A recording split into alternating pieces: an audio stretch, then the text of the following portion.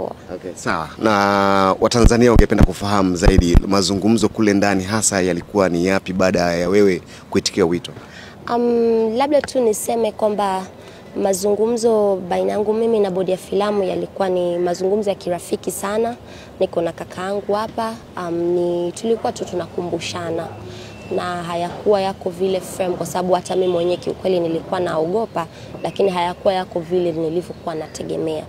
Ni katika kuwekana sawa, na pia nimejisikia vizuri kwa sababu nimetambua thamani yangu na nimeona ni jinsi gani ninavyopendwa, kwa sababu ningekuwa nimeachwa tu na nisingeambiwa chochote au kuitwa au kusemwa, kukanywa. Unajua anayekukanya ni mtu ambaye anakupenda na ambaye anakujali.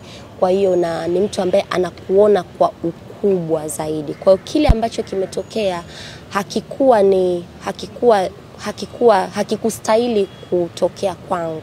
Sijui unanielewa, na hicho ni kitu ambacho tumekumbushana pia na viongozi wangu, na nashukuru tumemaliza vizuri and I'm here with my brother and yeah, niko kwenye mikono salama kwa kweli. Sawa, kwa upande wako wewe unahisi labda pengine ulikosea upande upi? Labda tu niulize kabla, kwa sababu hayo mambo tumeshayamaliza kiukweli. By the way, unazungumza na Watanzania? Yes.